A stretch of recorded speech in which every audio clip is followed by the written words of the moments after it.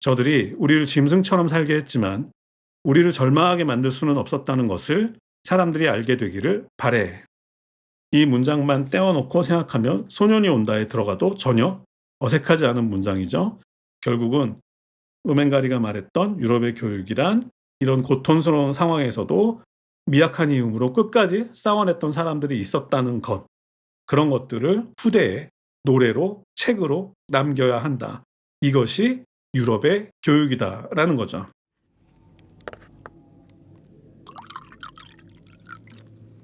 피터캣 북클럽 106번째 시간입니다. 오늘은 1945년도에 발표된 로맨가리의 첫 번째 장편 소설 유럽의 교육입니다. 개인적으로 아주 좋아하는 소설인데 오늘 재미있게 한번 얘기해 보겠습니다. 자, 얼마 전에 우리 포르투갈의 높은 산이라는 책에 대해서 얘기를 했었죠. 얀 마텔의. 그 포르투갈의 높은 산에서 우리가 집중적으로 얘기했던 것은 이야기의 힘입니다. 그러니까 인간들에 의해 만들어진 이야기가 신화가 되고 결국은 그 신화는 힘을 가지게 되고 그 힘이 우리를 이끈다.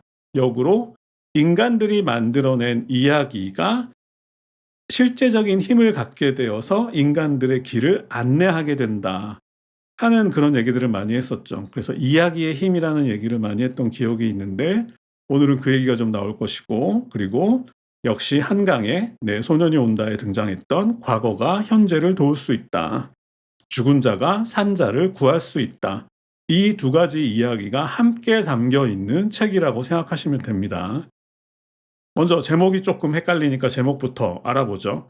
기본적으로 로맨가리는 냉소적인 작가라고 말씀드렸는데 그래서 반어적인 표현도 자주 사용합니다. 반어적인 표현이라고 하면 이런 겁니다. 예를 들어서 비가 주룩주룩 내리는 날, 그런 날을 보고 아, 날씨 좋다 하면 이게 이제 반어적인 표현인데 이 책의 제목인 유럽의 교육 또한 마찬가지입니다.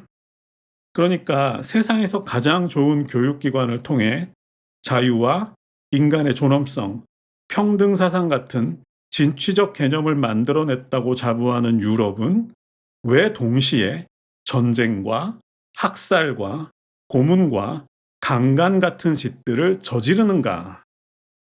이것 또한 유럽의 교육이 아닌가? 하는 거죠. 그래도 먼저 책 소개를 하기 전에 작가 소개부터 하겠습니다. 로맨가리의 삶은 웬만한 소설보다도 더 스펙타클한 흥미진진한 삶을 살았기 때문에 작가 소개가 아주 필수적인 작가 중에 한 명이죠. 자, 로맨가리는 1914년도에 당시 러시아령이었던 리투아니아에서 태어났습니다. 어머니는 유대인이었고요.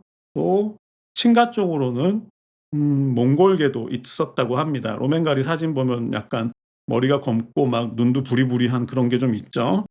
그러니까 몽골계의 피와 유대계의 피를 함께 가진 작가였고 1914년 러시아에서 태어났습니다. 그런데 문제는 로맨가리가 태어나서 성장하던 시기에 러시아의 유대인 차별 정책이 점점 심해지고 있었다고 해요. 그래서 이제 그것에 대해서 위기를 느낀 로맨가리의 어머니가 로맨가리하고 함께 먼저 폴란드로 이주를 했다가 이어서 프랑스로 건너가게 됩니다. 그곳에서 로맨가리는 대학에서 법학을 전공하고 변호사 준비를 하다가 그 변호사 준비를 하던 중에 2차 세계대전이 발발해서 공군 대위로 입대하게 됩니다. 공을 세웠던 것 같아요. 그래서 전쟁이 끝난 다음에 프랑스의 레지옹 도네르 훈장도 받았고 아마 그런 덕분인지 전쟁이 끝난 이후에는 외교관으로 활동을 하게 되고요.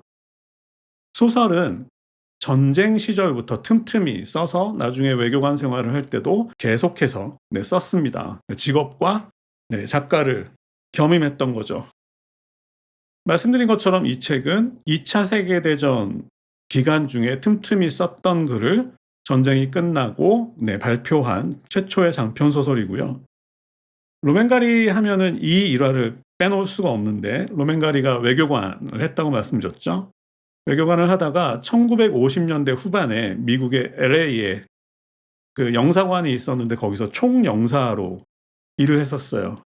그런데 그때 50년대 후반에 당시 헐리우드에서 굉장히 인기 있었던 여배우인 진 시버그라는 배우와 만나서 결혼을 하게 되는 거죠. 그러니까 50년대 후반에 영화배우와 결혼을 했는데 이미 1956년도에 공쿠르상을 이미 받았었기 때문에 유명한 작가였던 거죠. 그렇게 해서 결혼 생활을 하다가 한 10년쯤 지났을 때 인제 아내와 불화가 생기기 시작하고, 그때랑 비슷한 시기에 프랑스 이제 평론가들에게서 비판을 받기 시작합니다. 로맨가리 계속해서 글을 발표하고 있었는데 이런 거였죠. "로맨가리는 이제 끝났다." 평론가들이 인제 그 작가가 끝났다라고 얘기할 때는 그 작가가 똑같은, 그러니까 자기 복제를 하고 있다, 똑같은 이야기를 그냥 무의미하게 반복하고 있다라고 느껴질 때 보통 그 작가는 끝났다라고 얘기를 합니다. 예를 들어서 하루키 같은 경우도 80년대 말부터 이미 일본 평론가들에게는 작품을 발표할 때마다 "하루키는 끝났다."라는 얘기를 40년째 듣고 계시다고 들었는데, 로맨가리 또한 70년대 중반쯤 들어갔을 때 프랑스 평론가들에게 "로맨가리는 끝났다."라는 그런 이야기를 들었던 거죠. 가정도 위태위태했고 또 작가로서의 어떤 그 위치도 많이 흔들리던 그런 시기였습니다. 그럴 때 로맨가리는 굉장히 좀 전투적인 사람입니다. 그래서 프랑스 평론가들을 시쳇말로 좀 이렇게 엿먹이기 위해서 뭔가를 꾸미는데, 그것은 가명으로 존재하지 않는 작가를 한 명, 젊은 작가를 한 명 창조해서 가명으로 글을 써서 발표하는 것이었는데, 그것이 인제 에밀 라자르라는 가명으로 발표된 자기 앞에 생이라는 소설이었습니다. 1975년이었어요. 근데 이제 에밀 라자르라는 젊은 작가가 갑자기 등장해서 자기 앞에 생이라는 작품을 딱 발표했을 때 프랑스 문단이 깜짝 놀란 거죠. '대단한 천재가 나타났다.' 그래서 공쿠르상을 줍니다. 그러니까 결과적으로 프랑스의 공쿠르상은 한 작가가 한 번만 받을 수 있는데, 로맨가리 이제 그것을 두 번 받은 유일한 작가가 되게 된 거죠. 로맨가리의 스타일이 이런 식이에요. "내가 끝난 게 아니라 너희들의 눈에 문제가 있는 거 아니야? 내 말이 맞는지 너희들의 맞는지 한번 볼까?" 하고 가명으로 글을 써 버리는 거죠. 그런데 그 글이 너무 대단하니까 프랑스 당시 문단에서는 "와, 프랑스의 미래를 책임질 새로운 작가가 나타났다." 그래 가지고 당장 공쿠르상을 안겼는데, 알고 보니까 그게 자기들이 욕하던 로맨가리였던 거죠. 자, 어쨌든 75년도에 자기 앞에 생을 발표하고 복수하는 데 성공하는 듯 했지만, 어쨌든 실제 삶은 그렇진 않았던 것 같습니다.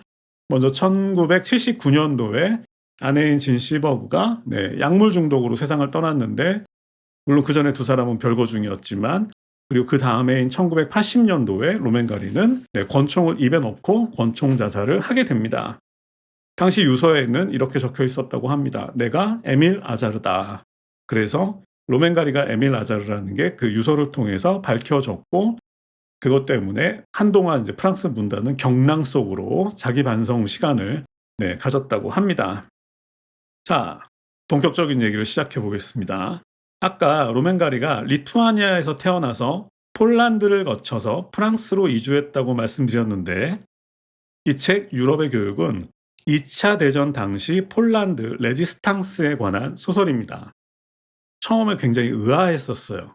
제가 알기로는 1939년 9월 1일 2차 대전이 시작됐는데, 그러니까 그 2차 대전이 어떻게 시작됐냐면 1939년 9월 1일에 독일군이 폴란드 국경을 침범했습니다.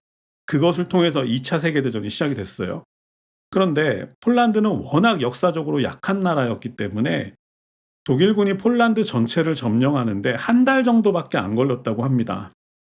체코는 하루 걸렸다는 얘기도 있는데, 어쨌든 그만큼 이제 약한 나라였고 그만큼 쉽게 점령을 당했는데, 처음에 이 책을 읽었을 때 '폴란드에도 레지스탕스가 있었어?'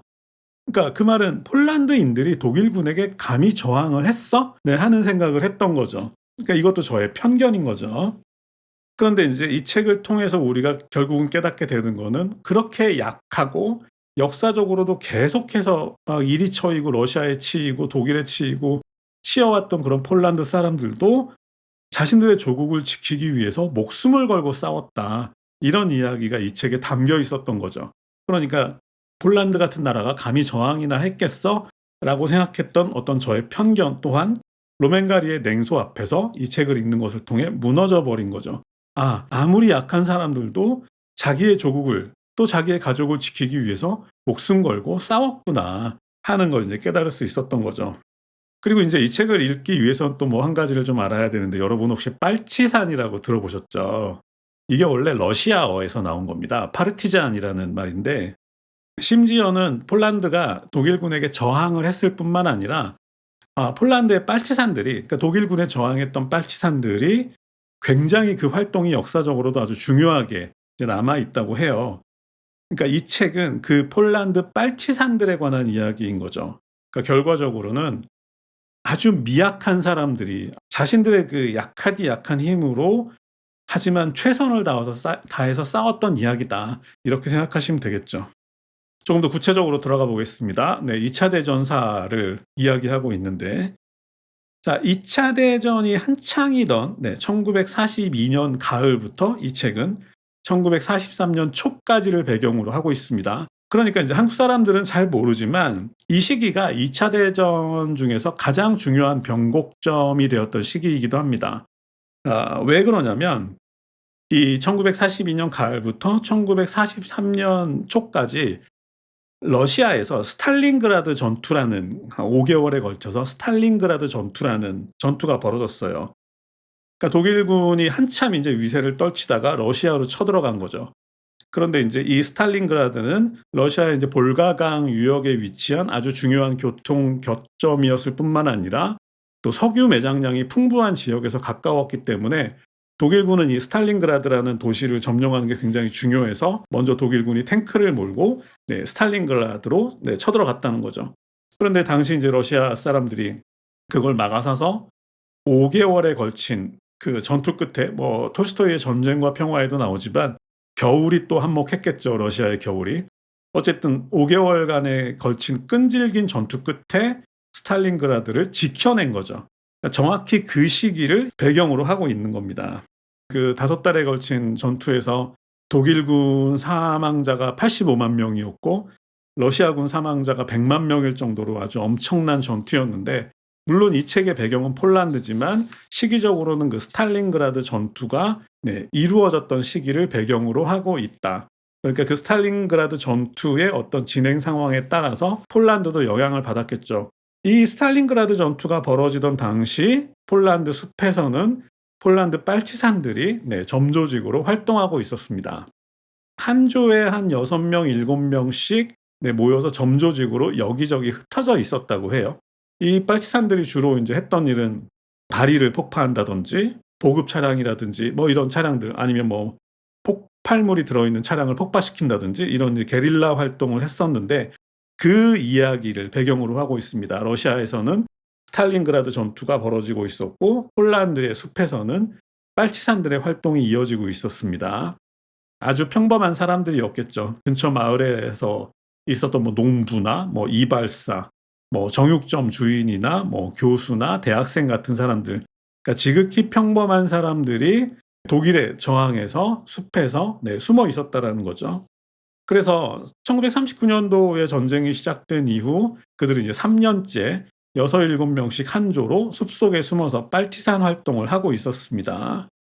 자, 뭐 6-7 명씩 뭐 가끔씩 뭐 다리를 파괴하고 뭐 차량을 습격하는 게 뭐 대단한 일인가 싶기도 하지만 이게 지정학적으로 이 지역은 스탈린그라드 전투에서 지치거나 부상당한 독일군 병사들이 쉬어가는 장소였대요.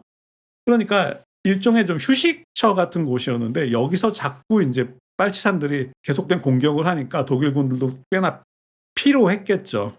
그런 상태가 이 책의 배경이다. 자, 이 책의 주인공의 이름은 야네크입니다. 14 살입니다. 자, 이 책은 이 야네크가 아버지와 함께 숲속에 은신처를 마련하는 장면으로 시작합니다. 구덩이를 파는 거죠, 땅에. 깊이는 3 미터, 넓이는 4 미터. 이렇게 아주 넓고 깊은 구덩이를 파고 그 구덩이 안에는 또 구멍을 파서 화덕도 만들고 감자를 구워 먹을 수 있도록 그 구덩이 위에 또 뭐 나뭇가지나 나뭇잎들을 덮어 가지고 위장을 해서 이런 은신처를 아버지하고 야네크 소년이 만들고 그 안에 인제 야네크 소년이 숨는 장면으로 시작하는 거죠. 왜 야네크 소년 혼자 숨게 됐냐면 형이 2 명이 있었는데 이 2 형이 모두 독일군에게 죽임을 당한 것 같아요. 그래서 인제 아버지 입장에서는 아들 하나가 남았으니까 '그 아들은 어떻게든 살려야 되겠다.' 해서 인제 숲속에 구덩이를 파고 그 안에 인제 막내 아들을 숨긴 거죠. 그런데 '왜 부모님은 함께하지 않았을까?'라고 생각할 수 있는데, 아버지의 직업이 의사였기 때문에 아버지는 다치거나 병든 사람들을 돌봐야 되는 의무가 있는 사람이잖아요. 그래서 아버지는 마을에 남고 막내 아들만 이제 숲속에 은신처에 숨긴 거죠. 그런데 이때 아버지가 "중요한 것은 어떤 것도 사라지지 않는단다."라고 아들에게 이야기를 하고 떠납니다. 그 말에 대해서 어린 야네크는 의문을 갖게 되는 거죠. 왜냐하면 형들을 포함해서 나에게 중요한 사람들은 다 세상에서 사라졌는데 왜 아버지는 "중요한 것들은 사라지지 않는단다."라고 말을 할까? 이런 의미인데, 과거는 사라지는 게 아니라 계속해서 살아서 우리에게로 오고 있다, 중요한 사람들은. 그런 의미에서 인제 아버지가 얘기를 해준 거고, 야네크는 처음에는 이해를 못 했지만 네 이들과 함께 숲속에서 겨울을 나면서 그 의미에 대해서 깨닫게 되는 거겠죠. 그게 이제 야네크가 받는 유럽의 교육의 핵심일 텐데, 어쨌든 야네크는 다시는 아버지를 만나지 못하게 됩니다. 자, 여기에도 사연이 있죠. 이 독일군들이 숲속에 있는 빨치산들이 계속 이제 귀찮게 하니까, 그런데 이제 그들을 인제 아주 넓은 숲속에 소수가 흩어져 있는 그들을 소탕한다는 게 쉽지가 않으니까 독일군들이 꾀를 냈는데, 어떤 거냐면, 그러니까 도시에 있는 젊은 여자들을 붙잡아서 따로 어떤 커다란 저택에 수용을 해 버린 거예요. 이거는 이제 독일군들 입장에서 보면 일석이조 작전이라고 하는데, 예전에 예루살렘의 아이히만 보면 그 똑같은 이야기가 나옵니다. 아우슈비츠가 독일군 입장에서 일석이조였던 그 이유는 꼴 보기 싫은 유대인들을 세상에서 없애버릴 수 있고, 또 그들의 재산을 자기들이 가질 수 있기 때문에, 그러니까 유대인도 없애고 또 재산도 자기들이 가질 수 있기 때문에 일석이조라고 했는데, 이 소설에서 일석이조 작전은 그 젊은 여자들을 그 거대한 저택에 모아 놓으면 독일군들 입장에서는 위안부가 생기는 거잖아요. 독일군의 욕망을 해결할 수 있는 그런 효과도 있고, 또 자신의 아내나 자신의 애인을 독일군들의 위안부로 빼앗긴 숲속에 사는 빨치산들이 그들을 구하기 위해서 감정적인 상태에서 무모하게 달려들 거잖아요. 그러니까 독일군들 입장에서는 그 저택 앞에 기관총 한 대만 딱 놓으면 아내나 애인을 구하기 위해서 무모하게 달려드는 그 빨치산들을 그냥 죽이면 되니까, 독일군들 입장에서는 일석이조 작전이었던 거죠. 그런데 문제는 그렇게 붙잡혀간 여자들 중에 이 야네크의 어머니도 있었던 겁니다. 어머니가 30대였는데, 그러니까 인제 아버지는, 의사였던 아버지는 점잖은 복장에 모자를 쓰고 왕진 가방을 들고 그 저택을 찾아갑니다. 마치 인제 왕진을 놓은 의사처럼 점잖은 표정으로 찾아가서, 갔더니 저택에 인제 여자들을 만나기 위해서 독일군들이 줄을 쫙 서 있었겠죠.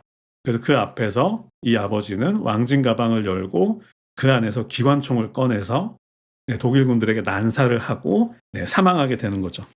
물론 이제 끝까지 야네크는 이 사실을 모릅니다. 왜냐하면 그 사연을 아는 사람들은 있지만 차마 야네크에게 그 이야기를 해줄 수 없으니까, 야네크는 나중에 자기 아버지가 돌아가셨을 거라는 예감은 하지만 구체적으로 어떤 상황에서 돌아가셨는지 모르게 되는데, 어쨌든 이런 일들이 벌어지는 시기였다라는 거죠.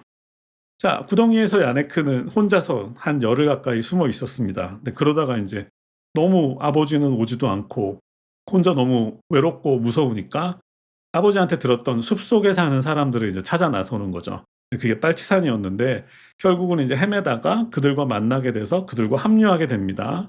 어쨌든 야네크는 14 살이라는 어린 나이였기 때문에 뭐 독일군들의 의심을 받을 만한 나이는 아니었죠. 그래서 야네크는 인제 뭔가 연락책 역할을 하게 되는데, 연락책이라 봤자 뭐 그렇게 대단한 건 아니고, 인제 마을에 사는 뭐 그 빨치산들의 뭐 부모님이나 아내나 애인들한테 가서 안부 정도를 전하는 정도의 역할을 하게 되는 거죠. 연락책이다 보니까 그런 심부름들을 계속했을 거잖아요. 그런 심부름들을 계속하면서 야네크가 그 각각의 사람들의 사연을 알게 되었을 거잖아요. 근데 그런 것들을 이렇게 모아 놓은 형태의 소설이라고 생각하면 됩니다. 그런데 이런 생각 들지 않으세요? 뭐 로맨가리도 그런 얘기를 하려고 했던 것 같은데, 나라에 큰일이 터졌을 때 항상 가장 앞에서 용감하게 싸우는 사람들은 항상 평범한 사람들인 것 같아요. 네, 이 책에서도 아마도 이제 그런 얘기를 좀 하려고 했던 것 같아요. 정말로 지극히 평범한 사람들인 거죠. 자, 그래서 이제 그런 평범한 사람들의 다양한 사연들이 계속해서 이제 소개가 되고 있는데 그중에 몇 가지만 좀 소개를 해 보겠습니다. 예를 들어서 야네크가 의지했던 그 빨치산 무리의 또 지도자격인 사람이 있었는데, 네, 젊은 장교였습니다. 전투 중에 이제 폭탄 파편에 폐를 다쳐 가지고 네, 폐병에 걸려 있었고 이제는 점점 죽어가고 있었습니다. 그 상태에서 마을에 있는 이제 여자친구를 만나고 싶었던 거죠. 그래서 야네크를 통해서 연락을 취하게 되는데, 그 여자친구 집 안에서 피아노 소리가 들리는 거예요. 근데 그 순간 이제 그 피아노 소리를 듣고 야네크는 완전히 그 피아노에 반해버리게 되는데, 그때 들려왔던 음악이 쇼팽의 폴로네즈라는 음악입니다. 어찌 보면 이 내용이 이 책에서 가장 중요한 내용 중에 하나일 수 있는데, 쇼팽의 폴로네즈라는 거죠. 그러니까 왜냐하면 이 폴로네즈는 실제로 폴란드의 고유 춤곡 중 하나입니다. 그런데 이 쇼팽이라는 사람이 폴란드 출신이죠. 폴란드 출신인데 쇼팽이 20살인가 네, 프랑스로 이주를 했는데 다시는 조국에 돌아가지 못했다고 해요. 조국이 그리웠을 거잖아요. 그래서 그 조국을 그리워하면서 작곡했던 음악이 바로 이 폴로네즈, 쇼팽의 폴로네즈라고 하는 거죠. 결국은 이 곡에는 조국에 대한 그리움이 담겨 있는 곡이 되다 보니까 이제 시간이 지나면서 결국 이 쇼팽의 폴로네즈는 폴란드의 정신을 상징하는 음악이 된 거죠. 그래서 이 책 앞부분에 쇼팽의 폴로네즈가 들려오는 건 굉장히 중요한 의미가 있습니다. 또 쇼팽은 이런 말도 실제로 했다고 해요. 나는 칼로 싸우지는 못하지만 조국을 위해서 나는 피아노로 싸우겠다. 그런 의미에서 만들어진 곡이 쇼팽의 폴로네즈이기 때문에 이 책에서 굉장히 중요한 거죠. 결국 이제 야네크는 이 곡을 듣자마자 완전히 반해버립니다.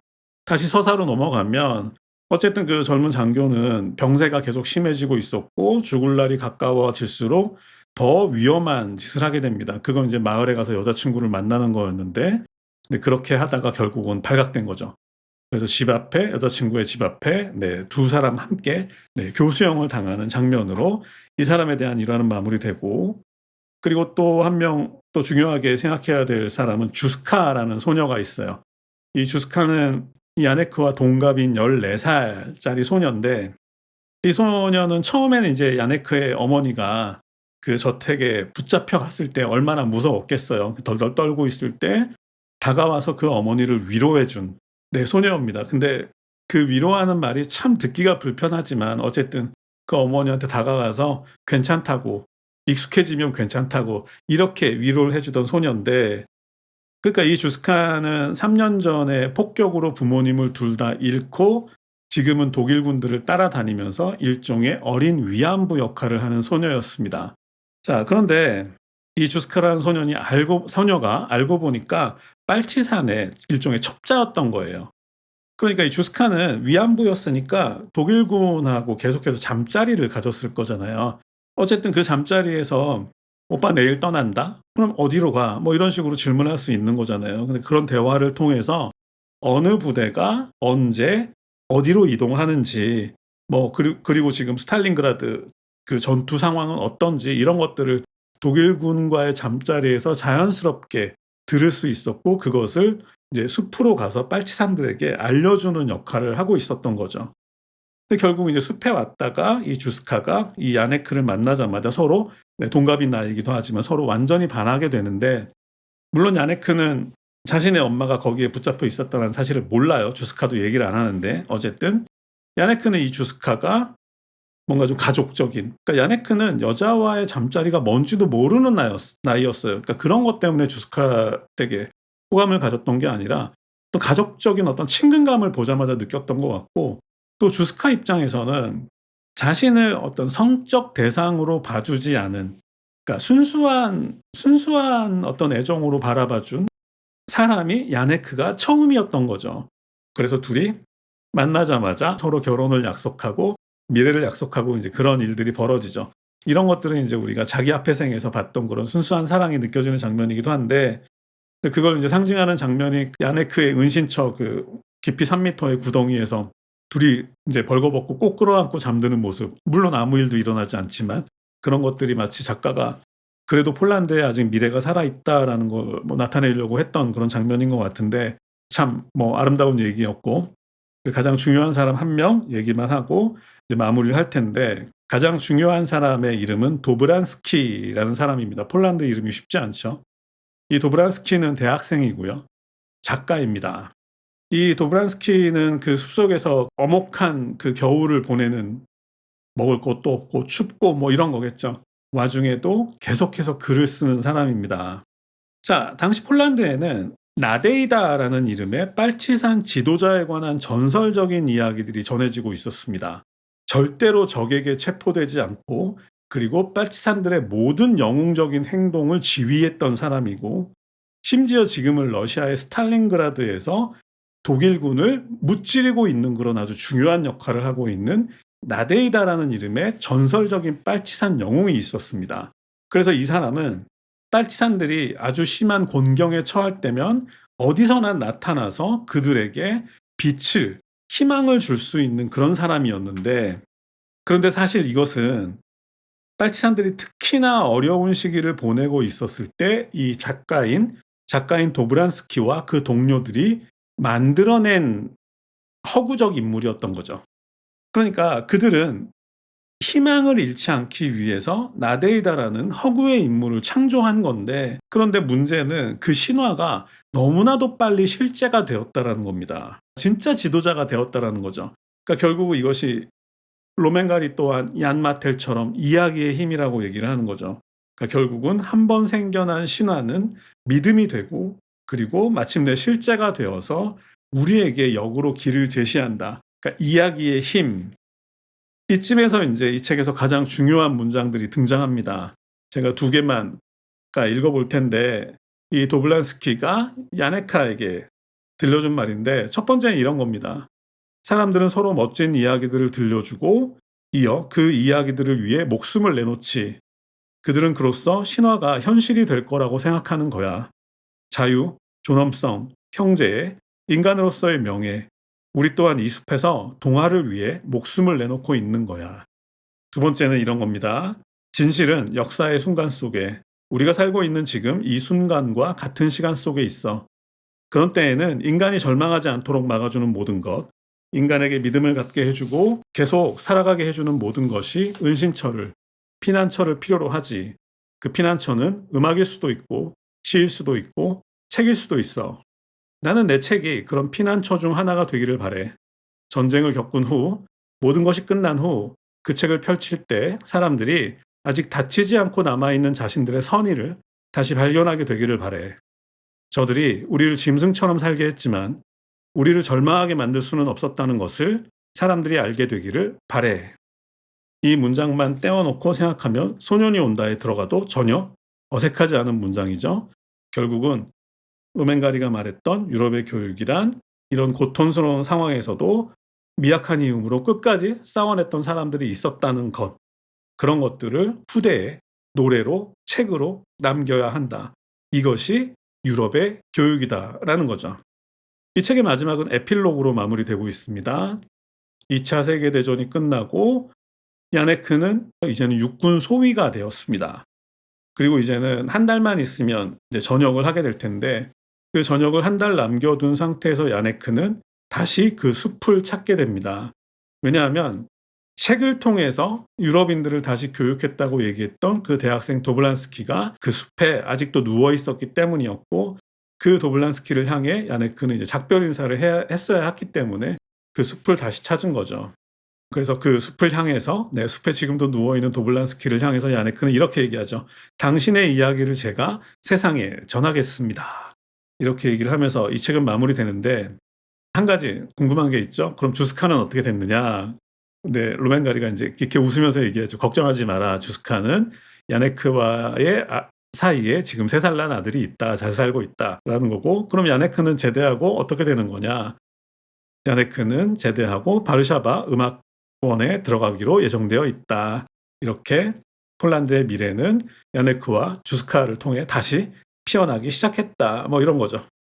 그러니까 이 책에서 로맨가리가 말하는 유럽의 교육은 겉으로는 그럴듯한 이야기를 하면서 뒤로는 전쟁과 약탈을 일삼는 유럽에 대한 냉소이기도 하지만, 또 한편으로는 한강 작가의 말처럼 우리는 그런 아픈 과거로부터도 배울 수 있다. 그런 일을 반복하면 안 된다는 것을 배울 수 있다는 것을 결코 잊지 말아야 한다. 자, 오늘 시간은 여기서 마무리하겠습니다. 감사합니다.